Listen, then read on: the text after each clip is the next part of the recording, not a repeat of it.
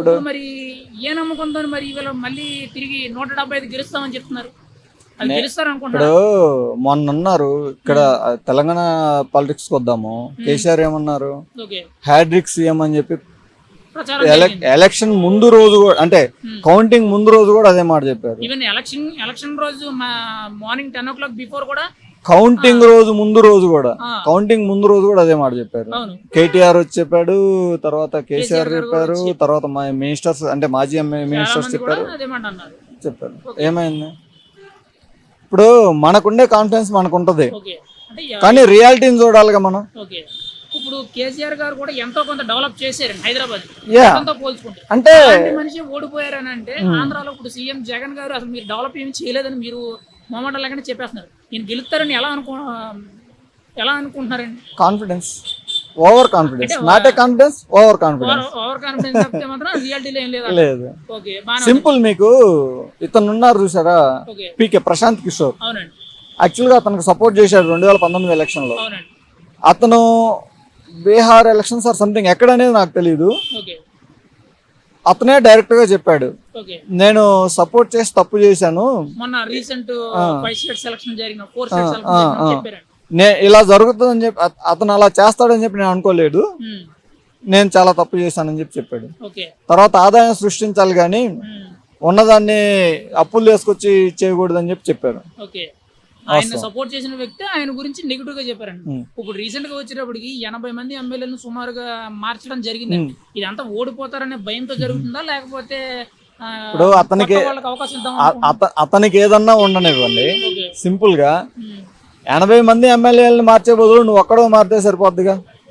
ఆయన తప్పితే పార్టీలో ఇంకా కీలక నేత అనేది ఎవరు లేరు కదా. సింపుల్ చూద్దాం, అమ్మని తరిమేశాడు, చెల్లిని తరిమేశాడు, వాళ్ళిద్దరు ఎవరో ఒకరిని పెట్టొచ్చు, ఇప్పుడు లేకుంటే వాళ్ళ భార్యను పెట్టొచ్చు. ఓకే, రెండోది వచ్చేటప్పటికి చెల్లిని దవిరేశారు, అమ్మని దవిరేశారు అంటే ఒక పాయింట్ వచ్చింది. రీసెంట్ గా షర్మిల గారు కూడా కాంగ్రెస్ లో జాయిన్ అయ్యారు. దాన్ని వైసీపీ వాళ్ళు ఏమన్నారు అని అంటే ప్రతిపక్షాలు చేస్తున్న కుట్ర, కుటుంబాలను విడగొట్టే కుట్ర చేస్తున్నారు అని చెప్పి విమర్శిస్తున్నారు. సరే, ఇప్పుడు అది నిజమంటారా? నా ఫ్యామిలీ మెంబర్స్ ఉన్నారు, ఓకే, నా ఫ్యామిలీతో నేను మాట్లాడుకుంటే మా ఇద్దరి మధ్య ఎంత గొడవ ఉన్నా ఓకే, ఇదైపోద్ది కదా. ఓకే, ఇప్పుడు నా తమ్ముడు నేనున్నా, మా ఇద్దరికి గొడవ ఉంది, నేను వెళ్ళి డైరెక్ట్ గా వాడితో ఏందబ్బా ఏంటి అని చెప్పి మాట్లాడుకుంటే మా ఇద్దరి సమస్య తీరిపోద్దిగా. ఓకే, అలా నువ్వు ఎందుకు చేయట్లా? ఓకే. అంటే ఆయన పద్ధతి అనేది ఫాలో అవ్వట్లేదు, ఆయన వ్యతిరేకంగా ఉన్నాడు. అది ఇప్పుడు రెండోది వచ్చేటప్పటికి ఈయన పరిపాలన అనేది మీరు బాగోలేదని ఎగ్జాక్ట్ గా చెప్పేస్తున్నారు కదా. ఈయన ఖచ్చితంగా నెక్స్ట్ టైం ఇంకొక ఛాన్స్ ఇచ్చి చూడండి, నేనంటే ఏంటో చూపిస్తానని కూడా ఆల్రెడీ ఒకసారి ఇచ్చారుగా, నువ్వేం చేసా? అంటే ఈసారి ఛాన్స్ ఇస్తే ఏం జరుగుతుంది అనుకుంటారు మీరైతే? ఏం జరిగిద్ది? ఆంధ్రాని వదిలిపెట్టి అందరూ ఎటో మరో బీహార్ అయిపోద్ది. ఆంధ్రాలో ఉండే వాళ్ళందరూ ఎటో వెళ్ళిపోవాలంట, అంతే. ఓకే, ఇప్పుడు సింపుల్. 80 మందిని చంపేశారుగా ఆంధ్రా. 80 మందిని వైసీపీ ప్రభుత్వంలో చంపేశారు. వాస్తవంగా.